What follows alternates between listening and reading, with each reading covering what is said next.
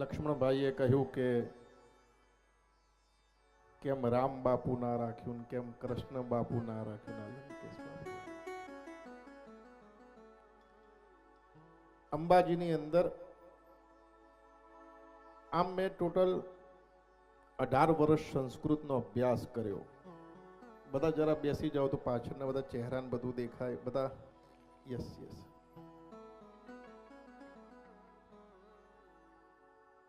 અંબાજીની અંદર માં જગત જનની અંબા એના સાનિધ્યની અંદર મેં સંસ્કૃતનો અભ્યાસ કર્યો.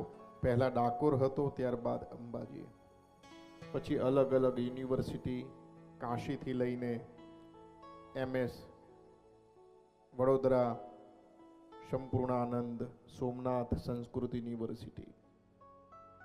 એમાં જગદંબાનો પાટોત્સવ, જન્મ દિવસમાં અંબાનો,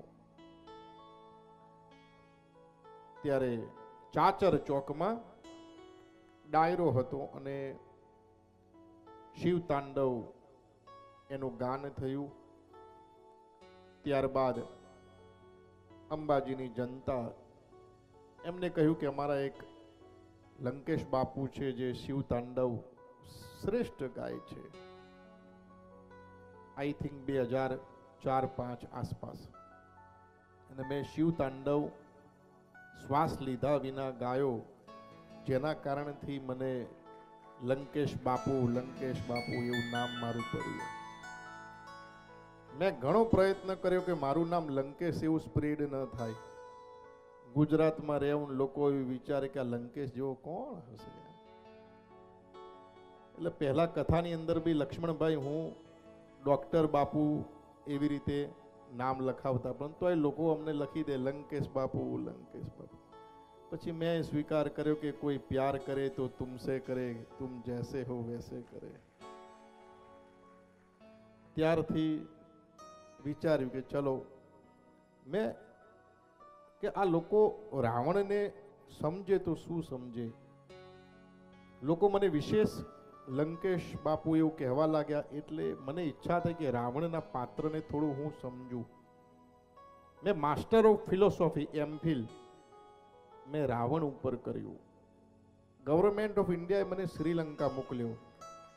શ્રીલંકા જઈને હું 400 એવિડન્સ લઈને આવ્યો કે રાવણ વાસ્તવિકતામાં શું હતા. દરેક વ્યક્તિના પાસા પોઝિટિવ નેગેટિવ રહે, પણ મારી એક ખાસિયત છે કે હું હંમેશા પોઝિટિવ વિચારું કે શ્રેષ્ઠ શું છે. તો રાવણની ખુદની ગૌશાળા ખૂબ શ્રેષ્ઠ, એને આસન જે સિદ્ધિઓ પ્રાપ્ત કરી એ તપના મેં દર્શન કર્યા. સીતા માતાએ જે અગ્નિ પરીક્ષા દીધી એના દર્શન કર્યા. હનુમાનજી મહારાજ જે વિરાટ સ્વરૂપ છે એના દર્શન કર્યા. અને એને પરમાત્માના સન્મુખ રાવણે કદાપી યાચના નથી કરી. રાવણે કદાપી યાચના નથી કરી, એને તપ કર્યું, સિદ્ધિ પ્રાપ્ત કરી, અને પરમાત્મા એના માટે જ એને દરેક સિદ્ધિ બી પ્રદાન કરી. રાવણ એની તાકાત ખૂબ હતી. ઇન્દ્રથી લઈને સૂર્ય ગ્રહો સુધી એની સેવામાં હાજર. ઇન્દ્ર એ માળીનું કામ કરે, ભગવાન સૂર્ય જ્યાં રાવણ ચાલે ત્યાં મશાલ લઈને ફરે, ચંદ્ર એના પાછળ 76, અગ્નિ એ રસોઈ બનાવે, જલ તત્વ એ સતત પાણી વહેવડાવે. દરેક એને દરેક, ઇવન કુબેર ઉપર પણ, લક્ષ્મી ઉપર પણ એને વિજય પ્રાપ્ત કરેલો. અદ્ભુત એની પોઝિટિવિટી. એ 10,11,10,000 સૈનિકોનું એ રક્ષણ કરતો. એનું મેનેજમેન્ટ ખૂબ પાવરફુલ હતું. એ ભક્તિ કેવી કરતા, એના 10 મસ્તક હતા, એ અગ્નિની આહુતિ દે ને તો એ મસ્તક હોમી દેતા, અને ત્યારે શિવ પ્રસન્ન થયા. આ તો 24 કલાકમાં આપણે તો 2 વાર તો પીઝા ખાધા હોય એમ શિવ પ્રસન્ન થાય. એ સંગીત આવી રીતે ચાલે, અને એ સંગીતનો તાર તૂટી ગયો ને તો મસ્તક જે હતું ને મસ્તકને સીધું તોડી દીધું, એનું તુંબડું બનાવી દીધું. હાથ એનો હથ્થો બનાવ્યો, આ નસો ખેંચીને એના તાર બનાયા, અને પછી શિવજીને પ્રસન્ન કર્યા.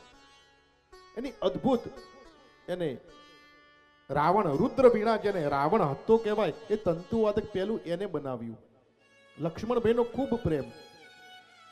તમે વિચાર કરો, ભલે કલિયુગ ચાલે છે, કલિયુગના વર્ષ 4,32,000. આ ઘોર કળિયુગ ચાલે અને વિચારો કે લક્ષ્મણભાઈનો કેટલો પ્રેમ. મારો આશ્રમ ધીરે ધીરે મારું સંપૂર્ણ હું વેચીને બધું બનાવું છું. મારા જીવનમાં એવું હતું લક્ષ્મણભાઈ કે સુદામાને એવું હતું કે 5 કામ કરીને પછી કૃષ્ણને મોઢું બતાવું, 5 કામ સારા કરું અને પછી કૃષ્ણને મોઢું બતાવું. મને એવું થયું કે એક કામ 500 બરોબર કરું અને પછી શિવજીને મોઢું બતાવું. એવું નથી, મારું જેટલું હતું એ બધું મેં સંપૂર્ણ લક્ષ્મણભાઈ વેચી દીધું. આશ્રમ બને છે, ટાર્ગેટ ઘણો બધો આગળ જતો રહ્યો. અત્યારે આપને બી ખ્યાલ, મારું જીવનનું એક સૂત્ર છે કે આપો તો અઢળક લઈશું અને નહીં આપો તો સાથે તો રહીશું જ. વિચાર કરો કે યજમાન કહે અને બ્રાહ્મણ ના પડે, આનાથી શિવજીની હાજરી કોઈ ના હોય. એટલે તમારે કંઈ આપવાની ઈચ્છા હોય તો શિવજી આગળ કવર મૂકજો. સ્વીકાર્યું એ લોકોનું છે, આશ્રમમાં લોકોએ પરમાત્માએ દીધું એનું સ્વીકાર્યું છે. પણ કેવું છે, આ દુનિયાની અંદર મારા 2 નિયમ છે અને એનો જ રૂપિયો હું લઉં છું કે આપીને તરત ભૂલી જવું હોય અને મને નહીં શિવજીને આપતા હોય ભાવ હોય. નહીં તો અત્યારે લક્ષ્મણભાઈ પૈસા ભેગા કરવા હોય એટલા થઈ જાય, પણ પૈસા આપીને પાછા લોકોના સીએનજી, પીએનજી, એલપીજી કેવા હોય. અને આપણે મહાદેવ વગર કોઈને હાથ મૂકવા દીધો નહીં, મૂકવા દેવો નથી. કદાચ પેલા જન્મમાં આશ્રમ થાય તોય ચાલે. એટલે કોઈને બી તમારો ભાવ હોય. હું માંગતો નથી, અત્યાર સુધી માંગ્યું નથી. 40 થયા, 60 જીવ છે, 20 વર્ષ બાકી રહ્યા, 10 ઊંઘવામ જશે, 10 બાકી રહ્યા. 10 ગુણ્યા 365, 3,500 દાડા છે. એમાં કોની માટે? જીત કિસકે લીએ, હાર કિસકે લીએ, જિંદગી ભરે તકરાર કિસકે લીએ. અને અત્યાર સુધી ઊભું નથી રહ્યું, કારણ કે આ શિવજીનો આશ્રમ છે. આ જન્મમાં નહીં બને તો પેલા જન્મમાં એનો છે, એને બનાવવું. અને આ તો કેસર કેરીનો આવો ધરમપુરનો આંબો આવ્યો છે. લોકોના વિચાર પરિવર્તન થઈ જાય. એટલે તમારો ભાવ હોય તો કવર કે જે તમારે શિવજી આગળ મૂકજો, તરત ભૂલી જજો અને એનો સદઉપયોગ થશે. એ ભાવ હોય તો આવજો, નહીં તો મહાદેવ મહાદેવ. ચલો આરતી. અને ઉભારો. એક વસ્તુ, જો તમે મને પૈસા આપવા ઈચ્છો ને એના કરતાં એક વસ્તુ તમે મને આપો ને તો હું બહુ રાજી થઈશ. તમારો કોઈ દુર્ગુણ હોય, વ્યસન હોય, એ દૂર કરજો. મારે પૈસા નહીં જોઈતા.